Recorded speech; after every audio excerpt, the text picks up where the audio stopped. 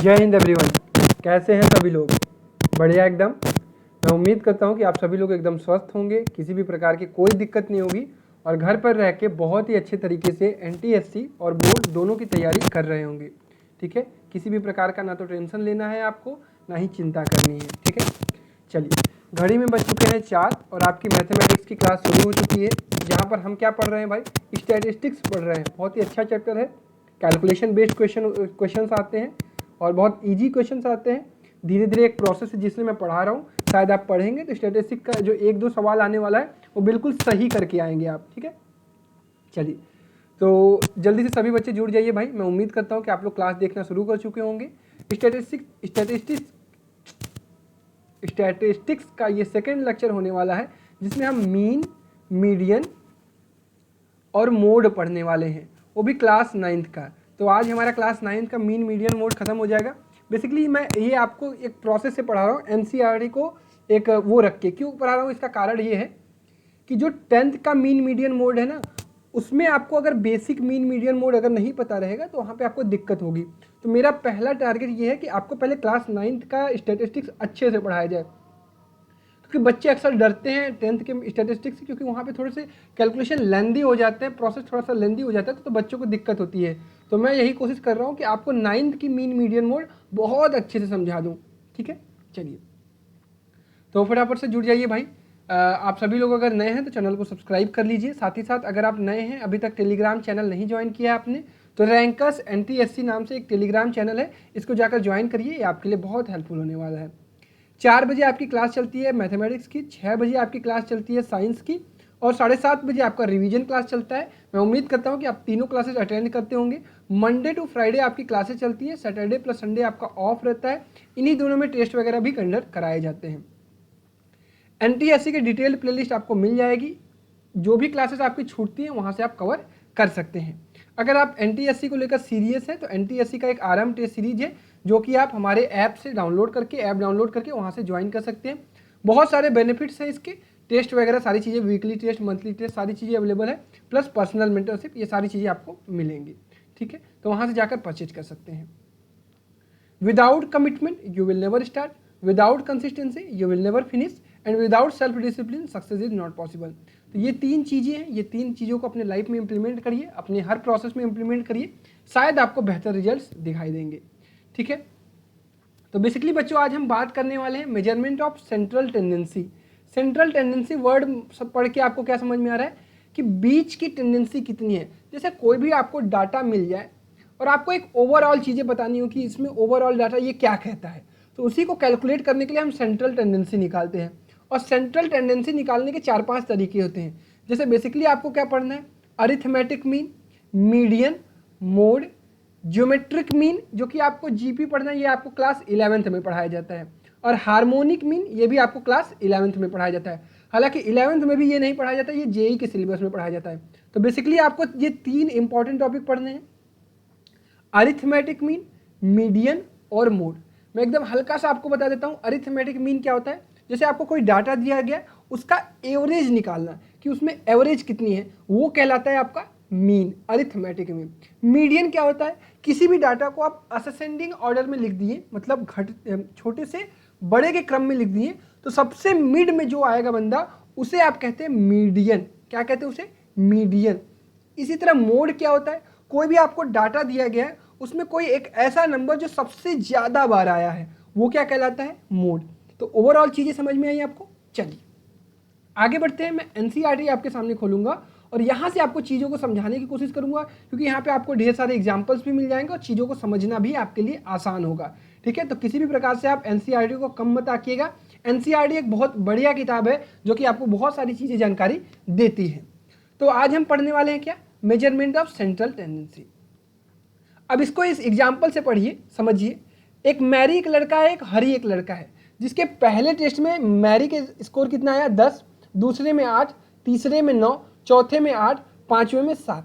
ठीक है, हरी एक बंदा है जिसके टेस्ट में स्कोर आया 4, 7, उसके बाद 3 के तीनों टेस्ट में 10 आ गए। अगर आपसे यहाँ पूछा जाए कि एक बताइए कि मैरी का स्कोर ज़्यादा रहा या हरी का स्कोर ज़्यादा रहा, तो आप क्या करेंगे? टोटल निकालेंगे, टोटल कैलकुलेट करेंगे, यहाँ से आपको पता चल जाएगा। एक और तरीका कि एवरेज निकालने की एवरेज किसका ज़्यादा आ रहा है, तो भी आपको पता चल जाएगा कि कौन बेहतर प्रदर्शन कर रहा है। तो यहाँ पर जब आप एवरेज निकालने की कोशिश करेंगे तो एवरेज निकालने का क्या तरीका होता है, total marks divided by total test, कितने टेस्ट दिए उसने, टोटल नंबर कितना स्कोर किया। तो यहाँ से आपको एवरेज पता चल जाएगा कि भाई मैरी जो है वो 8.4 मार्क्स हर सब्जेक्ट में पाता है और हरी जो है वो 8.2 मार्क्स हर सब्जेक्ट में पाता है।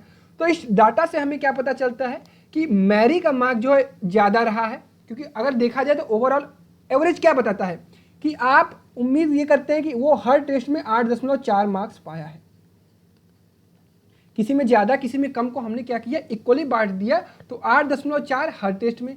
इसी तरह अगर हरी का देखा जाए तो वो 8.2 मार्क्स हर टेस्ट में पाया है, कितना, 8.2। क्लियर है प्यारे बच्चों। अच्छा, इसके बाद अगर देखा जाए तो मैरी और हरी के बीच में एक विवाद हो गया, झगड़ा हो गया कि नहीं ऐसे कैसे, मैं अगर अपने डाटा को बढ़ते हुए क्रम में लिखूं, मैरी कहता है मैं बढ़ते हुए क्रम में लिखूं, हरी भी कहता है मैं बढ़ते हुए क्रम में लिखूं, तो मेरा जो डाटा है वो मैरी का जो मिड में सबसे बीच वाला डाटा है वो 8 आ रहा है, मेरा जो बीच वाला डाटा है वो 10 आ रहा है। तो ये कहता है कि मैं सबसे ज़्यादा नंबर पा रहा हूँ क्योंकि मेरे बीच वाले डाटा का मार्क जो है वो ज़्यादा है। लेकिन ये डाटा नहीं बताता है आपका कि कौन सबसे ज़्यादा है। Average, this is not an average, this is called what, this is called median. सबसे बीच में कौन है अगर ये निकालना है आपको तो उसका प्रोसेस होता है मीडियन निकाल लीजिए। मीडियन निकालने का तरीका क्या होता है, डाटा को आप असेंडिंग ऑर्डर, असेंडिंग क्या होता है, बढ़ते क्रम में ऊपर की तरफ बढ़िए ऐसे, ठीक है, तो वो डाटा क्या हो जाता है, असेंडिंग ऑर्डर। तो जैसे ही आप इस डाटा को बढ़ते हुए क्रम में लिखेंगे, मैरी के स्कोर को और हरी के स्कोर को, तो आपको बीच में दोनों का डाटा सबसे बीच में जो मिलेगा वो डाटा क्या होगा, मीडियन। मैरी के स्कोर का मीडियन क्या होगा, 8 होगा, हरी के स्कोर का मीडियन क्या होगा, 10 होगा। मीडियन कहीं से एवरेज नहीं बताता, ये पहले क्लियर रखिएगा, ठीक है। The average score of Mary found in the first case in the term is mean. The middle score of the Hari was using his argument was median.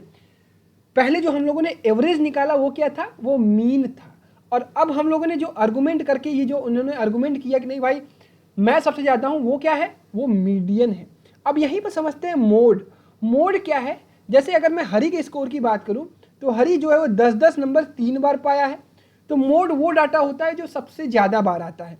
और जो मैरी की बात करूँ तो 8 जो है वो 2 बार आया, तो मैरी के स्कोर के लिए जो मोड होगा वो 8 होगा और हरी के लिए क्या मोड होगा, वो 10 होगा। क्या इतनी बेसिक बात आपको क्लियर हुई कि मीन क्या होता है, मीडियन क्या होता है, मोड क्या होता है। आई होप सभी को समझ में आया होगा, किसी भी बच्चे को कोई कन्फ्यूजन नहीं हुआ होगा। क्या किसी एक बच्चे को भी कन्फ्यूजन है? अगर कन्फ्यूजन है तो चैट बॉक्स में लिखो, I am available with you, मैं आपको अच्छे से समझाऊंगा, ठीक है। चलिए, मैं उम्मीद करता हूँ कि आपको चीज़ें बहुत अच्छे से समझ में आ रही होंगी। तो चलिए एग्जाम्पल नंबर 10 करते हैं अपने एनसीईआरटी का। 5 people were asked about the time in a week they spend in doing special work in the community. They said इतना आवर उन्होंने काम किया। फाइंड द मीन और average time in a week devoted by the time for social work. अभी देखिए भाई 5 बंदे हैं, वो उन्होंने बताया कि हफ्ते में वो इतना इतना काम किए हैं, तो आपको क्या निकालना है, एवरेज उन लोगों ने कितना काम किया। तो आपको क्या करना होगा, सम ऑफ ऑल ऑब्जर्वेशन, जितने आपके पास डाटा आया है उनका ऑब्जर्वेशन, जो आपके पास डाटा आया उनका एडिशन कर दीजिए और डिवाइड कर दीजिए टोटल नंबर ऑफ ऑब्जर्वेशन से। अभी मैंने आपको ऊपर बताया था ना, क्या बताया था, टोटल मार्क्स अपन टोटल नंबर ऑफ टेस्ट।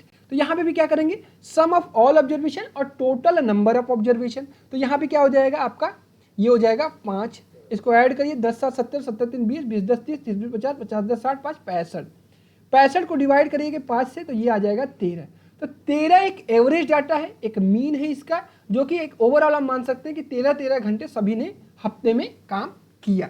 तो ये मीन क्लियर हो रहा है सभी को, बहुत बढ़िया। अब इसका फॉर्मूला अपने अपने कॉपी पर लिख लीजिए कि अगर आपको मीन निकालना है तो मीन जो होता है वो होता है एक्स बार। क्या होता है, इसको डिनोट करते हैं हम एक्स के ऊपर बार, ठीक है। उसको हम किससे डिनोट करते हैं, एक्स बार से। जैसे कोई डाटा है उसका आपको मीन निकालना है तो उसके ऊपर बार लगा देंगे। ऐसा अगर आपको सिग्निफिकेंस आपको कहीं मिलता है, इस तरह से दिखता है, तो वो क्या दर्शाता है, आपको मीन दिखाता है। अब ये आता कैसे, जो पूरा आपके पास ऑब्जर्वेशन होगा, मान लीजिए x1 x2 x3, यहाँ से लेकर कितना है एक मिनट मैं थोड़ा सा इधर लिखता हूँ। देखिए एनसीईआरटी से अगर आप चीज़ों को समझ रहे हैं तो आपको बेहतर समझ में आएगा। एक्स बार क्या होता है, x1 x2 x3 plus dot dot dot xn तक। xn का मतलब कि nth डाटा है, nth डाटा है मतलब टोटल नंबर ऑफ डाटा कितने हो गए, n हो गया। ये होता है आपका x बार का फॉर्मूला।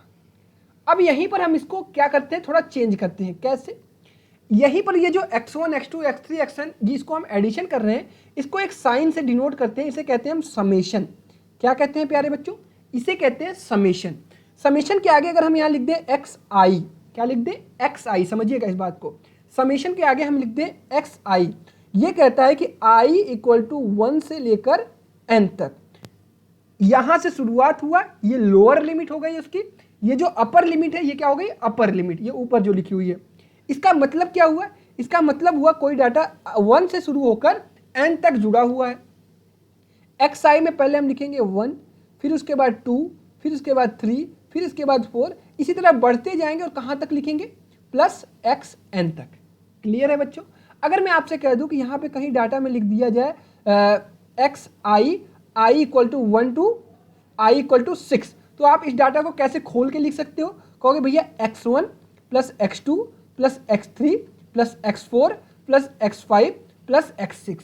अगर आपसे कोई पूछे कि ये नीचे वाला डाटा क्या समझाता है, ये कहता है कि आपकी लोअर लिमिट क्या होगी, सबसे कम क्या होगा, और ये ऊपर वाला क्या समझाता है, सबसे अपर डाटा क्या होगा, अपर लिमिट क्या होगी।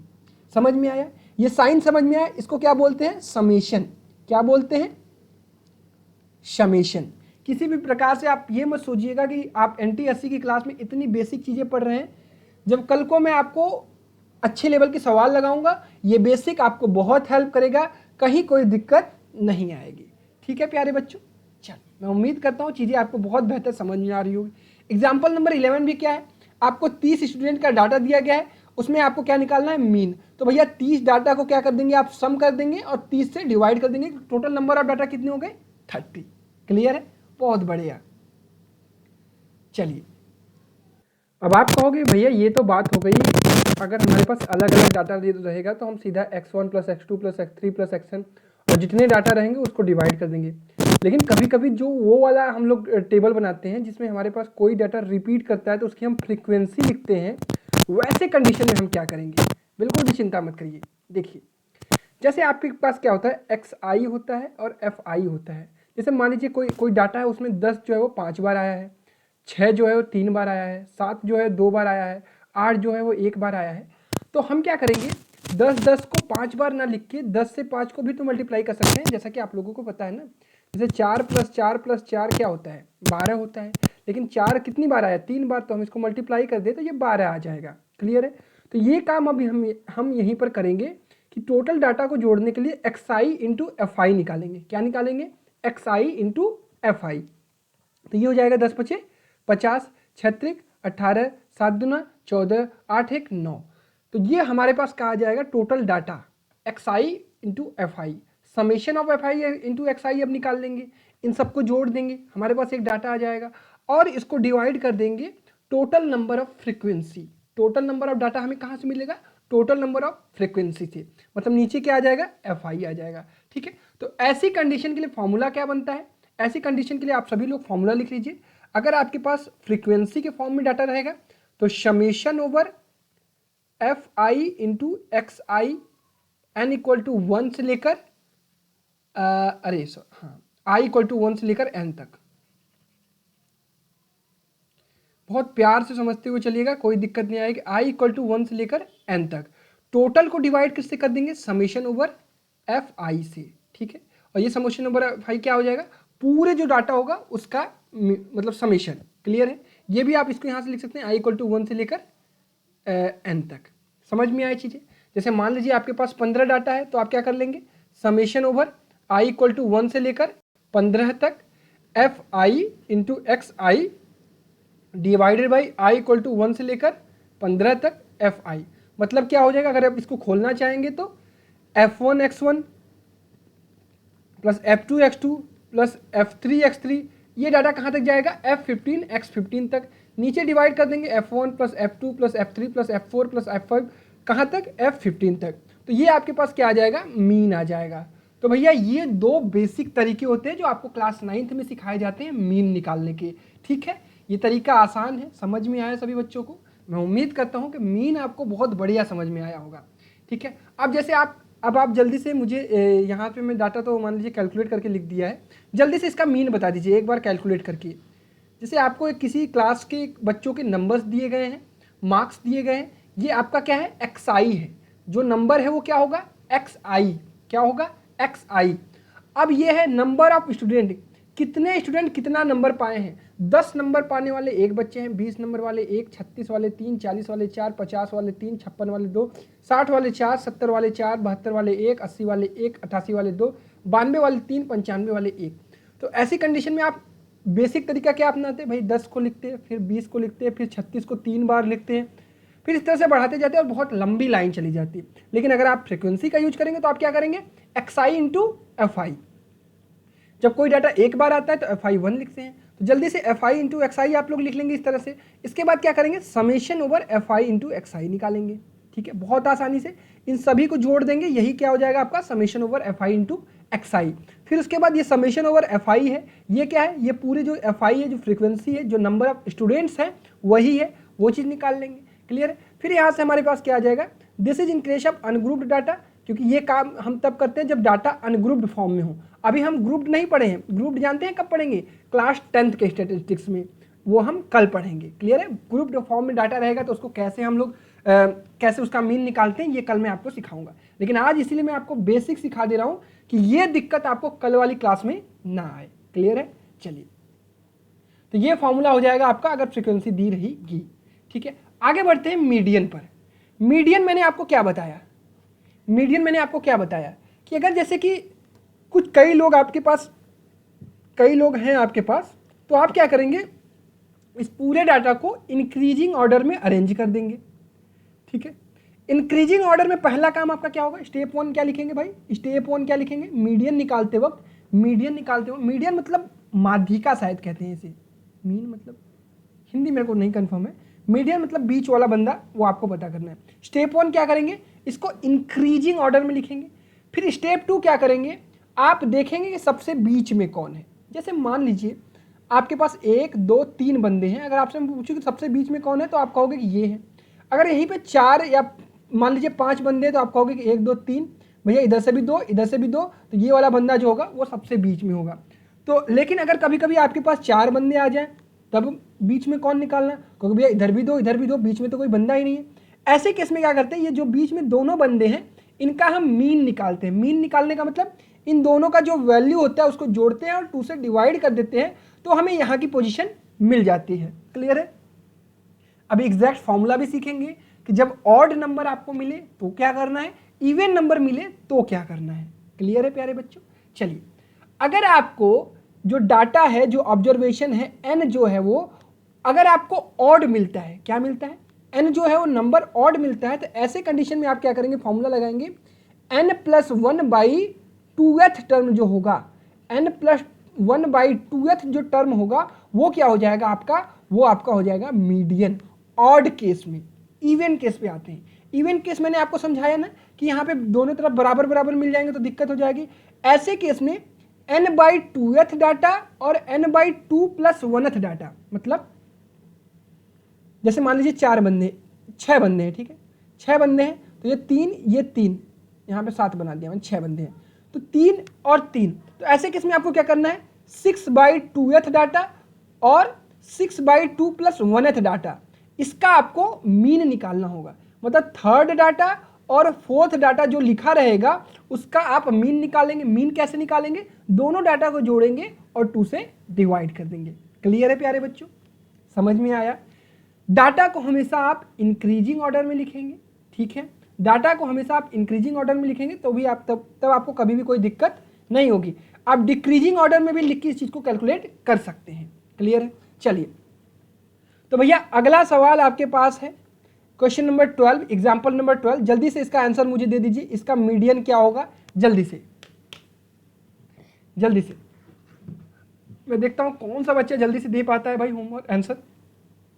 आज अगर आप बेसिक सीख लिए, आपको मतलब कॉन्सेप्ट समझ में आ गया कि मीन क्या होता है, मीडियन क्या होता है और मोड क्या होता है, कल की क्लास में जब हम ग्रुप्ड डाटा में पढ़ेंगे वहां पे आपको कोई दिक्कत महसूस नहीं होगी। इसीलिए कहता हूं ना, स्टेप वाइज चला करिए, धीरे धीरे धीरे धीरे। चलिए प्यारे बच्चों, मजा आ रहा है, समझ में आ रहा है? आइए, सबसे पहले आपको क्या दिया गया है, 9 स्टूडेंट का डाटा दिया गया है। भैया ये 9 मतलब ऑड नंबर है, इट मीन्स हमें फॉर्मूला कौन सा यूज करना होगा, n+1/2th डाटा ही क्या होगा, इसका मीडियन होगा। अब लेकिन पहले डाटा को आपको असेंडिंग या डिसेंडिंग ऑर्डर में अरेंज करना पड़ेगा, नहीं तो गलती हो जाएगी। अगर आप सीधा क्वेश्चन पे अप्लाई करेंगे तो गलत कर देंगे, कुछ बच्चे ये गलती करते हैं। तो भैया असेंडिंग में करेंगे तो सबसे पहले 144, फिर 145, फिर 147, फिर 148, फिर 149, 49, फिर 50, फिर 52, फिर 155, फिर 60। फिर हम क्या करेंगे, टोटल 9 है तो 9 + 1/2 2th डाटा। 5th डाटा क्या हो जाएगा, इसका मीडियन हो जाएगा 1 2 3 4 5, मतलब इसका मीडियन क्या होगा, इसका मीडियन होगा 149। क्लियर है? क्या सभी लोगों को क्लियर है? ये चीज समझ में आ रही है? आसान है ना? बहुत बढ़िया। चलो तो भाई साहब अगला भी सवाल आपकी स्क्रीन पर है, जल्दी से इसका जवाब दे दीजिए, एग्जाम्पल नंबर 13 का। बस इसी तरह से आपको सीखना है, कहीं पे कोई डाउट नहीं क्रिएट करना है आपको। एग्जाम्पल नंबर 13 बता दीजिए कि इसका मीडियन क्या होगा। एग्जाम्पल नंबर 13 का मीडियन जल्दी से बता दीजिए सारे के सारे बच्चे। देखता हूं किसका सही आंसर आता है।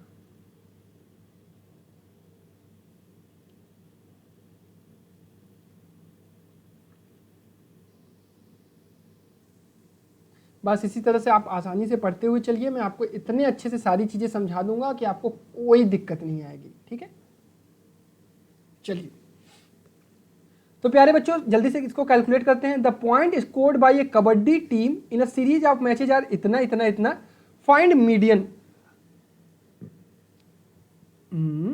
अच्छा, तो सबसे पहला काम आप क्या करेंगे, इसको अरेंज करेंगे किसमें, असेंडिंग ऑर्डर में। तो अरेंज करेंगे तो किस इस प्रकार से हो जाएगा, 2 5 7 7 8 8 10 10 14 15 17 18 24 27 28। इसके बाद देखेंगे कि ये डाटा कितना है, 1 2 3 4 5 6 7 8 9 10 11 12 13 14 15 16, टोटल 16 डाटा है। 16 क्या है, इवन नंबर है। तो भैया अगर ये इवन नंबर है तो आपको क्या करना होगा, अब फॉर्मूला लगाना होगा n/2th term and n/2 + 1th term. मतलब कौन कौन सा, 8वां टर्म और 9वां टर्म। लेकिन क्या ये 8वां और 9वां दोनों मीडियन होंगे, बिल्कुल नहीं। ये जो 8वां और 9वां टर्म पहले उठाइए, 1 2 3 4 5 6 7 8, ये 8वां टर्म, ये है 9वां term.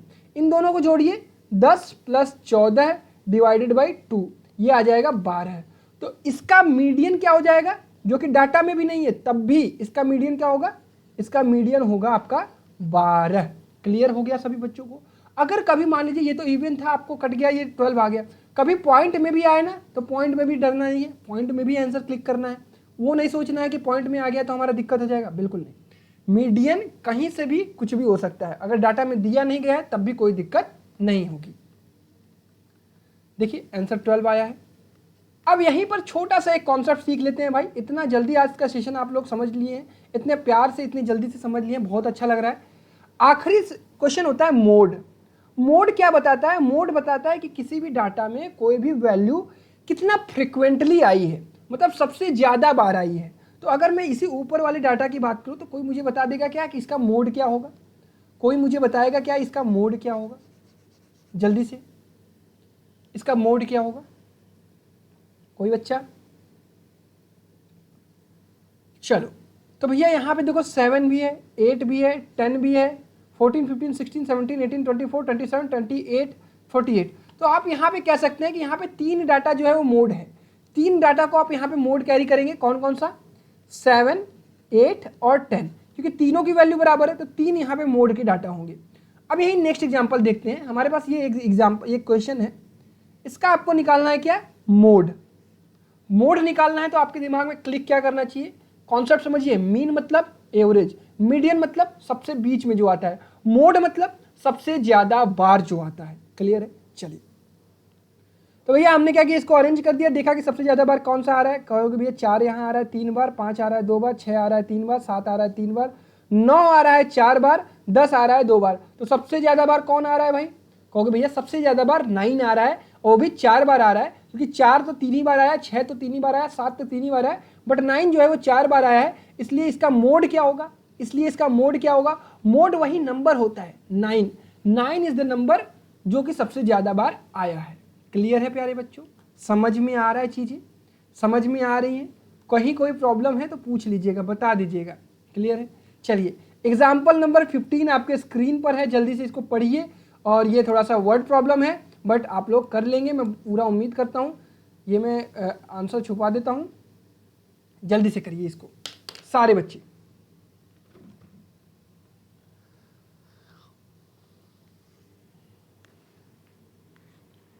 Consider a small unit of factory where there are 5 employees. कितने एम्प्लॉय हैं? 5 एम्प्लॉय हैं। A supervisor and 4 labours. The labourers draw salary of 5,000 per month and supervisor gate 15,000 per month. क्या दिया गया है? 4 लेबर हैं, लेबर जो है 5-5 हज़ार रुपये पा रहे हैं, 5,000 5,000 5,000 5,000 और 15,000। ठीक है। Calculate the mean, median and mode. तो भैया मीन निकालने के लिए आपको क्या करना होगा? सबसे पहले आपके दिमाग में क्या क्लिक करेगा? सबको ऐड कर देता हूं मैं, सबको ऐड कर देता हूं, और टोटल नंबर कितने हो गए? 5 से डिवाइड कर दो, 5 का 20, 10 35, 35 डिवाइडेड 5 मतलब 7,000 एवरेज सैलरी पड़ रही है। जो मालिक होगा उसको अगर वो 7-7 हज़ार भी सबको दे देना तो सबको उतना ही पैसा देगा जितना अभी वो दे रहा है। क्लियर है? ये एवरेज हो गया। मीडियन की बात करें तो भैया टोटल नंबर ऑफ एम्प्लॉइज कितने हैं? 5। ऑड नंबर में है तो क्या करना होगा? n+1/2th टर्म, ये हो जाएगा 5+1/2th टर्म। ये हो गया थर्ड बंदा कौन होगा? कहोगे भैया ये 5,000। क्लियर है? तो मीडियन क्या हो जाएगा इसका मीडियन कहोगे भैया 5,000 हो जाएगा। मीन क्या हुआ था? 7,000। और अगर यहीं पे आप मोड निकालना चाहोगे तो आप कह दोगे भैया मोड जो है उस डाटा का 5,000 होगा। क्या होगा? मोड इस डाटा का क्या होगा? 5,000 होगा। क्लियर है? क्योंकि सबसे ज्यादा बार क्या आया है? 5,000 आया है। क्लियर है? यहाँ पे आंसर चेक कर लेते हैं। 7,000, 5,000 और थर्ड ऑब्जर्वेशन 5,000। ठीक है? क्लियर है प्यारे बच्चों? समझ में आ रही है चीजें? बढ़िया से आ जाओ। अब आज आपका काम क्या होगा? ये एक्सरसाइज 14.4 को होमवर्क में लगाना है। एक एक क्वेश्चन आराम से प्यार से सारे क्वेश्चन लगाने हैं। ठीक है? चलो बढ़िया। अब आ जाते हैं, आपके लिए भी तो मैं क्वेश्चन लेकर आया हूं, कहीं चिंता कर रहे हैं आप लोग? चलिए अभी इतना जल्दी सेशन नहीं समाप्त होगा, अभी तो ऑप्शनल क्वेश्चन करने हैं ना। ये वाला क्वेश्चन होमवर्क कर लिया था तुम लोगों ने? Number of person below 20 year of edges, कितने बच्चों ने किया था? कहोगे भैया 20 साल से कम वाले हो गए 5 और 9 3 12। आंसर क्या हो जाएगा? बी। ये कल का होमवर्क था। चलिए अगला सवाल, क्वेश्चन नंबर 8। जल्दी से सारे बच्चे अब आंसर देंगे, कोई भी बच्चा ऐसा नहीं होना चाहिए कि आंसर ना दे रहा हो। सारे के सारे बच्चे आंसर देने चाहिए, जल्दी जल्दी।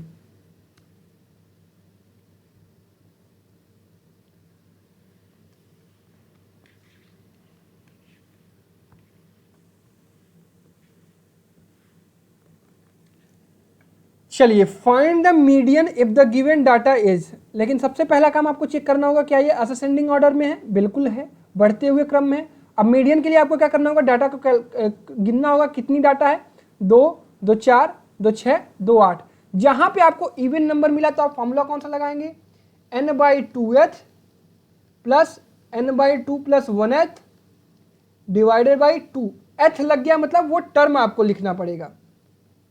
तो भैया 4th term plus 5th term divided by 2। 4th term क्या हो जाएगा? 8। 5th टर्म क्या हो जाएगा? 12 डिवाइडेड बाई 2। आंसर क्या आ जाएगा? 10। तो जितने बच्चे ऑप्शन नंबर 3 दे रहे हैं बिल्कुल सही दे रहे हैं। ठीक है? चलिए अगला सवाल, जल्दी से इसका मीडियन निकालना है और मीन निकालना है और उनका सम बताना है कि कितना होगा। जल्दी से सारे बच्चे, क्योंकि अब तो बेसिक मीन मीडियन मोड समझ में आ गया। किसी को कोई डाउट? स्टैटिस्टिक्स से डर लग रहा है? नहीं लगना चाहिए। कल से पढ़ेंगे 10th वाला ग्रुप्ड डाटा का मीन मीडियन मोड। फिर उसके बाद इन लास्ट दिन हम क्या पढ़ेंगे? कम्युलेटिव फ्रीक्वेंसी की भी ग्राफ को समझेंगे, चीजों को पढ़ेंगे। ठीक है? चलो बस ऐसे ही समझते चलिए प्यार से, कहीं कोई प्रॉब्लम नहीं आएगी। मैं बता रहा हूं हर एक सवाल आप स्टैटिस्टिक्स का अपने बोर्ड एग्जाम में भी करेंगे और अपने NTSC एग्जाम में भी करेंगे। ठीक है? चलो what is the sum of median mean of the following data. तो भैया आपको क्या करना है, मीडियन भी निकालना है और मीन भी निकालना है। तो सबसे पहले इसको क्या करते हैं, अरेंज करते हैं। ये हो जाएगा 48, 56, 68, 104, 113, 124। अब कितनी डाटा है, टोटल 6 डाटा है। अगर यहाँ पे आप मीन निकालेंगे तो क्या करेंगे, टोटल का सम करेंगे और एवरेज 6 से इसको डिवाइड कर देंगे। 8 6 14, 14 8, 8 4 22, 22 4 26, 26 3 29, 29 4 33, 3 कैरी आया, 3 कैरी आया। एक बार मैं डाटा मिला लूँ, 48, 56, 68, 104, 113, 180 छूट गया। एक सेकेंड वेट करिए प्यारे बच्चों, यहाँ पे मैं नीचे 180 लिख देता हूँ क्योंकि टोटल नंबर ऑफ डाटा 7 है। यहाँ पे मैं लिख देता हूँ 180। क्लियर है। अब इसको 7 से डिवाइड करेंगे। अब इसका एडिशन करिए आप। 8 6 14, 14 8 22, 22 4 26, 26 3 29, 29 4 33, 33 कैरी आया 3, 4 3 7 5 12 6 18, 18 1 19, 19 2 21, 21 8 29। कितना कैरी आया, 2 कैरी आया, 2 फिर 2 1 3, 3 1 4, 4 1 5, 5 1 6, 693। ठीक है। अब इसको 7 से डिवाइड करते हैं। 7 9 63 और 7 9 63, तो 99 क्या आ गया, मीन आ गया। बट अभी क्लिक मत करिएगा 99 पर, ये मीन आया है। अभी आपको क्या निकालना है, मीडियन। तो टोटल 7 डाटा है, तो कौन सा डाटा मीडियन होगा, कहोगे भैया 4th डाटा होगा। तो 113 क्या हो जाएगा, 113 इसका क्या हो जाएगा भाई, 113, सॉरी, देखिए यही गलती देखो आप लोग भी कर सकते हो जो मैंने अभी जस्ट किया। मैं कहाँ चला गया, इसके मीन को ले लिया, इसके मीडियन को ले लिया ना। अरेंज डाटा से मीन उठाना है। ये 104, 104 प्लस 99, 9 4 13, 203 विल बी आंसर। ध्यान रखिएगा ये सिली मिस्टेक्स थी, यही सिली मिस्टेक सबसे होती है एग्जाम में भी। तो इस चीज का ध्यान रखेंगे कि ऐसी मिस्टेक्स आपसे कभी भी ना हो। क्लियर है। चलिए अगला सवाल, क्वेश्चन नंबर 10। इसका आपको क्या निकालना है, मोड निकालना है। जल्दी से मोड निकालना है भाई। कौन सा डाटा सबसे ज्यादा बार आया है, जल्दी से मुझे बताइए। देख के विजिबल है ना proper, I think proper visible होगा, चीज़ें दिख रही होंगी, दिखनी चाहिए, साफ साफ दिखनी चाहिए। आंसर्स जल्दी से चैट बॉक्स में दीजिए भाई। क्योंकि भैया the following represent the age distribution of the student in elementary class, find the mode of the value. तो ऑप्शन ही बस चेक कर लीजिए। 7 9 10 11 है, तो 7 कितनी बार आया है, 1 2 3, 3 बार आया है। 9 को देख लेता हूँ, 1 2 3 4 बार आया है। 10 को देख लेता हूँ, 1 2 बार आया है। 11 को देख लेता हूँ, 1 2 बार आया, 3 बार आया। तो भैया 9 क्लियर है, 4 बार आया तो सबसे ज़्यादा 9 होगा, आंसर यही होगा। ठीक है। फाइंड द मोड, इसका भी मोड आपको पता करना है, तुरंत बता लोगे आप, जो सबसे ज़्यादा बार होगा। जो ऑप्शंस हैं उन्हीं को चेक किया करिए। जरूरी नहीं कि आप पूरा डाटा को अरेंज फॉर्म में लिख रहे हैं फिर उसमें सबसे ज़्यादा कैलकुलेट कर रहे हैं, टाइम वेस्ट नहीं करना है, ये ऑप्शनल करने का तरीका होता है। जल्दी चलिए 15 चेक करते हैं। तो 15 है 1 2 3 बार। 11 चेक करते हैं, 11 1 2 बार। 17 चेक करते हैं, 1 2 3 4 बार। 19 चेक करते हैं, 1 2 3 3 बार। तो 17 will be the answer. Clear है, 17 सबसे ज़्यादा बार आया, 4 बार आया। डन। चलिए इसके बाद अगला सवाल आपको क्या करना है, इसका मीन निकालना है। तो जल्दी से मीन निकालिए, मुझे मीन निकाल कर मुझे बताइए, मीन निकाल कर जल्दी से मुझे बताइए। 100, 1050, 320, 600 और 150। और कल हम लोग मीन का एक ट्रिक भी सीखेंगे। ठीक है, कल, आज नहीं, ट्रिक कल सीखेंगे। ठीक है, एक ट्रिक बताऊंगा कि जल्दी से मीन कैसे निकाला जाता है। मीन का क्या कह सकते हैं, वो एवरेज निकालने का तरीका होता है, उसको भी आप लगा सकते हैं, जो वो तरीका होता है मैं कल बताऊंगा आपको। ठीक है। चलिए 100, 1050, 1150, 1150 प्लस 70, 1170, 1470, 1470, 2070, 2070 प्लस 50, 2120, 2220। 2220 को हमने क्या किया, 5 से डिवाइड किया। 5 चौका 20, 5 चौका 20 और 5 चौका 20। डन। सबके आंसर्स आ रहे हैं, 444। बढ़िया। चलो अगला सवाल आपके लिए होमवर्क है। आपको इसका क्या निकालना है, मीन निकालना है। क्वेश्चन को आप स्क्रीनशॉट ले लीजिए और आंसर कमेंट बॉक्स में कमेंट करिए। ठीक है। तो इस तरह से आपका पूरा क्लास 9th का जो आपका क्या क्या होमवर्क है, ये पूरी एनसीईआरटी की एक्सरसाइज लगाना। ठीक है। उसके बाद समरी को एक बार देख लीजिएगा, सारी चीज़ें मैंने पढ़ा रखी हैं आपको। उसके बाद ये होमवर्क वाला क्वेश्चन कमेंट बॉक्स में कमेंट करिएगा। और आराम से रहिए, रिलैक्स रहिए। कल हम लोग स्टार्ट करेंगे 10th की स्टैटिस्टिक्स, ठीक है, स्टैटिस्टिक्स। ठीक है प्यारे बच्चों, बहुत रिलैक्स होकर पढ़ाई करिए, कहीं कोई दिक्कत नहीं आने वाली है, बहुत बढ़िया से करेंगे। ठीक है, चलिए, तो मैं उम्मीद करता हूँ कि छोटा सेशन था बट प्रोडक्टिव सेशन था, क्योंकि बातचीत ज़्यादा नहीं हुई, काम ज़्यादा हुआ। ठीक है, चलिए, तो यहीं पे सेशन को समाप्त करते हैं। अपना और अपनों का ख्याल रखिए। Bye bye, take care.